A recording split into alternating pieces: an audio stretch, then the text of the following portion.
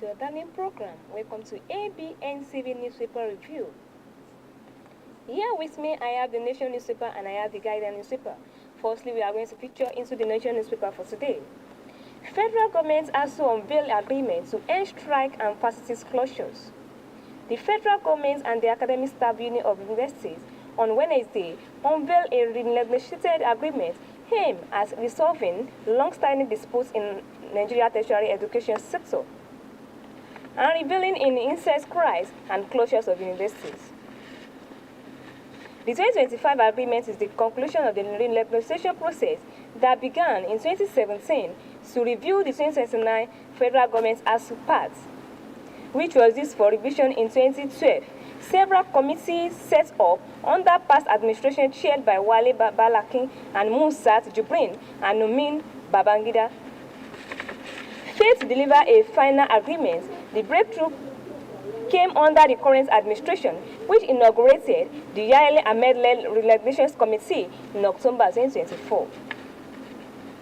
Meanwhile, ASU cautioned the despite that the signing of the Renegotiations 2025 agreement entrenched structural, governance, and socio-economic problems still pose a serious threat to the sustainability of the nations.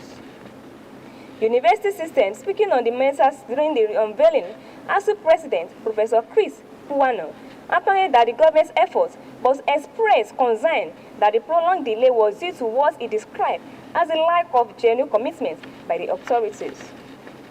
Federal government has to unveil agreements to end strike, facility closures. The full set of these stories inside the Nation newspaper for today.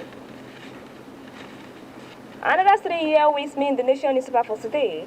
Federal government reiterates commitment to safeguarding schools.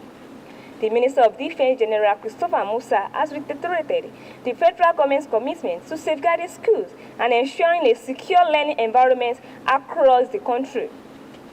Musa gave the assurance yesterday in Abuja while receiving the Distinguished Service in National Peace and Security Merit Award from the National Parent Teachers Association of Nigeria. The minister emphasized that security remains central to the educational development and stressing that a safe environment was crucial for effective teaching and learning. Musa praised parents and teachers for their role in shaping responsible citizens and noting that discipline and quality education were vital to national stability. The minister described parents and teachers as the twin pillars of a child development, stressing that their collaboration was essential in building Nigeria's future leadership.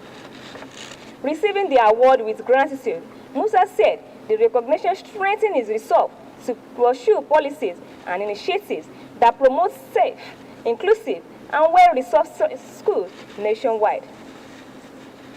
He also reaffirmed the Defense Ministry partnership with education stakeholders to protect schools from criminal threats and sustain gains recorded under the Safe School program. Federal government reiterates commitment to safeguarding schools. The full set of these stories inside the Nation newspaper for today. Another story here with me in the Nation newspaper for today.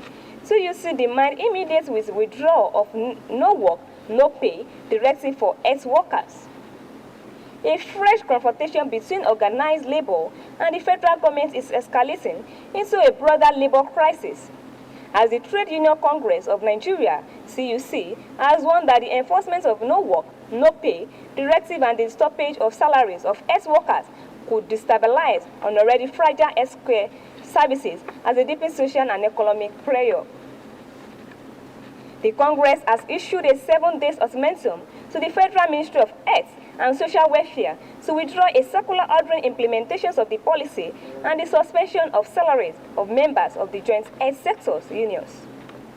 Through the integrated payroll and personal information systems, effective this month, at the heart of the dispute, a policy approach that no leaders accused of the dispute prioritize fiscal control over service sustainability, human capital retentions and industrial peace at a time when Nigeria's health sector is struggling with acute work-shaped shortage, underfunding and raising immigration of skilled professionals.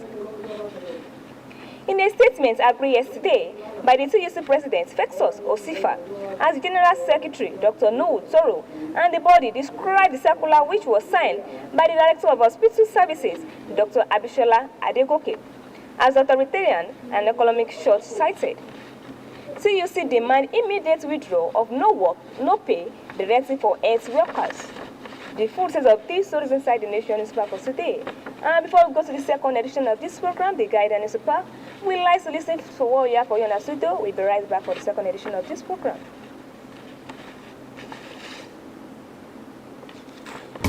Discover the uniqueness in the entertainment industry. African Broadcasting Network, ABN, is now the pace setter in the industry. Do you want to advertise your product and services? Count on us. We will do it much more than your expectations. African Broadcasting Network, ABN, will deliver quick and prompt services. Our quality and clarity stands us out when it comes to delivering quality broadcasting. Our staffs are hardworking and versatile in the specific field of office. Our environment is so conducive and we are open to all. We also give advice on how to run your business profitably. African Broadcasting Network is situated at 9894 OSUN Street, Suite 875, Houston, Texas 77036. Contact phone 281-652-8396 and 832-490-8203. Website www.abntvnetwork.com. ABN, celebrating Africans' rich cultural heritage.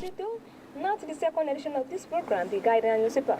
And before we go to the second edition of this program, if you'd like to watch us live and direct on our social media page, you can follow us, like, share, comment, and subscribe. On our Facebook, you can click on ABNTV Houston. Likewise on our YouTube, you can follow us on ABNTV Nigeria as well.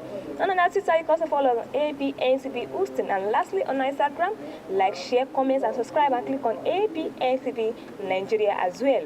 And now to the second edition of this program, the Guide and Newspaper.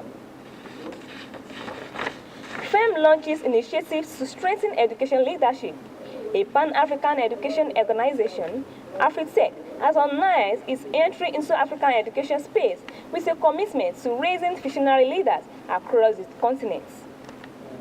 The organization made this known at a press conference in Lagos, where its leadership unveiled its vision, mission, and programs aimed at addressing key challenges in African education sectors.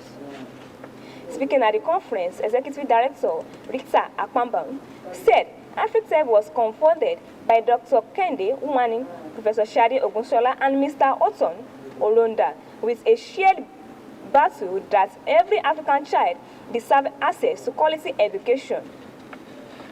Okpenyong explained that the organization focused on employing educators, building leadership capacity, and promoting African-led solutions to education challenges. She noted that AfriTech aims to create a collaborative network of educators, policy makers, and stakeholders to drive innovation and excellence in education across the continent. A firm launches initiatives to strengthen education leadership. The full set of these stories inside the Guide and Newspaper for today. Another story here with me in the Guide and Newspaper for today, which is the last story here with me. Don rallies government to education financing reform. The immediate past registrar and chief executive of the Teachers Registration Council of Nigeria, Professor Joshua Ajiboye, has emphasized the need for country to reason his approach to education financing. Speaking at an event in Abuja, Ajiboye stressed that the current philosophy of education financing is inadequate to address the sector's numerous challenges. He identified factors such as poor infrastructure, inadequate teacher preparation, insecurity, weak supervision, and lack of teaching resources as some of the challenges. The former TRCN bosses emphasized that education should be viewed as an investment rather than a mere expenditure. He argued that when the government prioritizes education, political leaders will be more committed to providing necessary resources, leading to improved learning outcomes and quality education for Nigerian children. Furthermore, Ajiboye emphasized the importance of effective implementing the dual mandates of College of Education, which he believed will strengthen teacher preparation and enhance basic education. He stressed that the country needs well-prepared teachers within Nigeria's certificates in education and diplomas level training to provide foundational learning. Overall, Ajiboye's message underscores the need for Nigeria to prioritize education, financing, and adopts a more sustainable approach to education development. Don rallies government to education financing reform. The full set of these stories inside the Guardian Super for today. And that's what we have for you on this super review. If you'd like to follow us live and direct on our social media page, you can follow us, like, share, comment, and subscribe. And click on our Facebook, ABNCB OSUN. Likewise on our YouTube, you can click on ABNCB Nigeria as well. And on our Twitter, you can also follow us, like, share, comment, and subscribe. And click on ABNCB OSUN. And lastly, on our Instagram, like, share, comment, subscribe, and click on ABNCB Nigeria. And for those of you that are also using TikTok, you can also follow on ABNCB Nigeria as well. My name is Kenny Afolabi. Thanks for listening and thanks for watching, and I wish you a blessed and prosperous days ahead. Bye for now.